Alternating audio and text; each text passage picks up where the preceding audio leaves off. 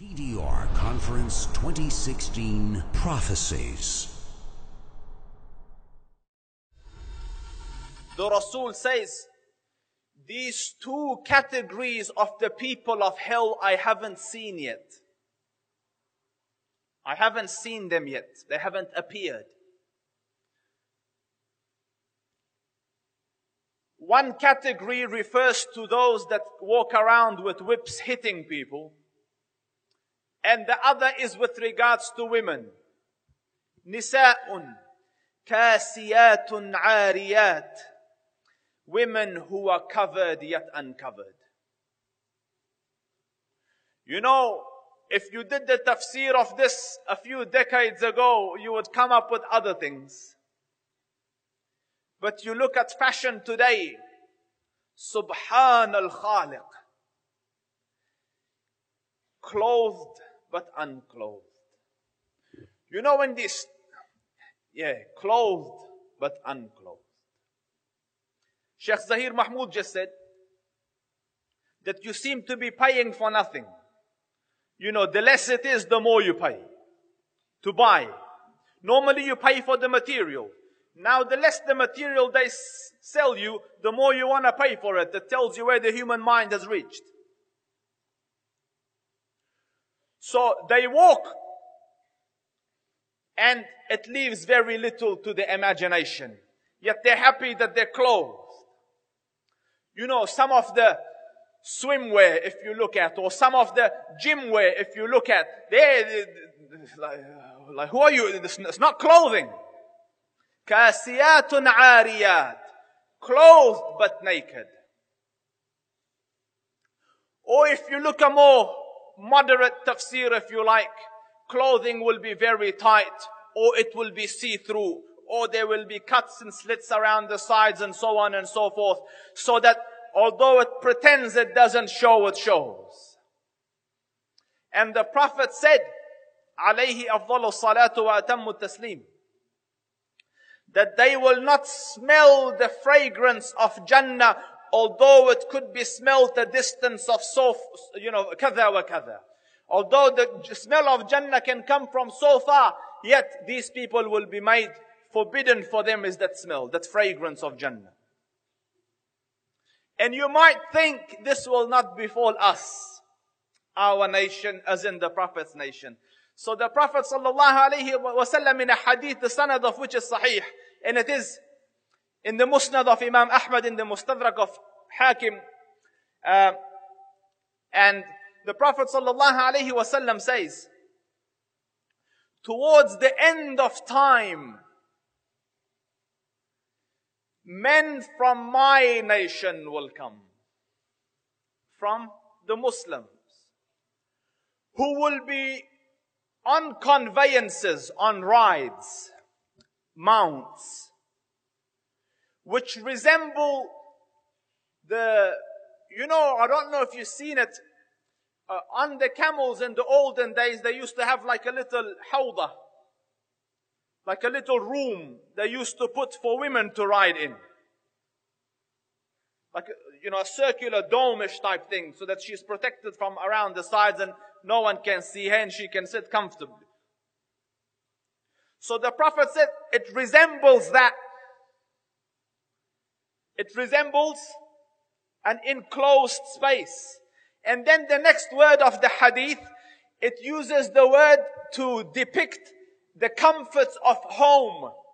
So it will be enclosed like the hawda, and it would have the comforts of home.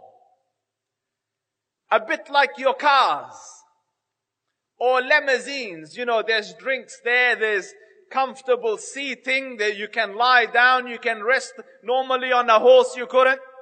If you look at the caravans, you can go to the toilet. But I'm not concluding, because tomorrow something else might come and it might be a better reflection of the word of the Rasul. So he says they will drive or use these kind of transportation, and they will come to the masajid, to the doors of the masajid.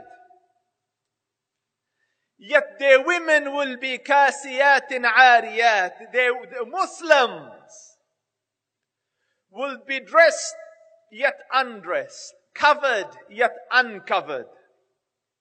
And then in the hadith that I stated previously,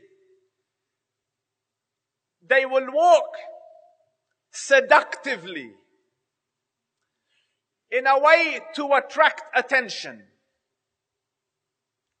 to arouse desires.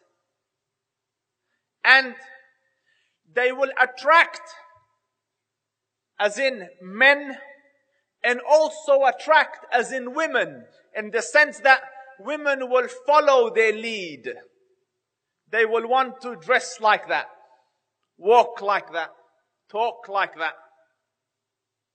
You see it happening, don't you? I read research. A young girl, a young teen, sees 3,000 advertisements per day in America. When I say advertisements, your head's thinking a TV ad. That's just one. You know, when you YouTube, you see another one on the side, it's an advertisement. When you're driving, you see billboards, it's an advertisement. A pop-up comes on your screen, it's an advertisement. On your phone, it's an advertisement. So they count 3,000 times a day. It is bashed in the head of that young, innocent girl to dress like this, walk like this, talk like this. 3,000 times a day. And can you imagine? I have a school in which predominantly my students are girls, and can you imagine the pressure on that young teenage girl who looks at herself and looks at the billboard? Can you imagine her anxiety, the lack of confidence in herself? The amount of mental turmoil that she's going through day in, day out, comparing herself 3,000 times to an airbrushed photo or photoshopped picture of a model who is far away from the reality of creation, or an exceptional case, or small minority, and yet you superimpose that on the majority. If you look like this, and if you don't, buy this product, so that you can look like this and appear like this. They have snatched comfort from their lives. I saw makeup on one of my students, so I said, "Kiddo, you need to take that off." She said, "Sir, I have an insecurity problem." And it's true.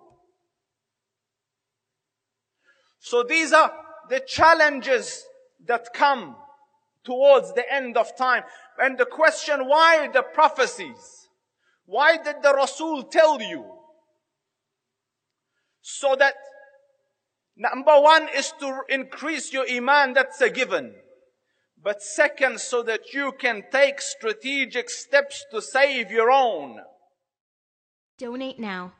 Go to thedailyreminder.org/donate.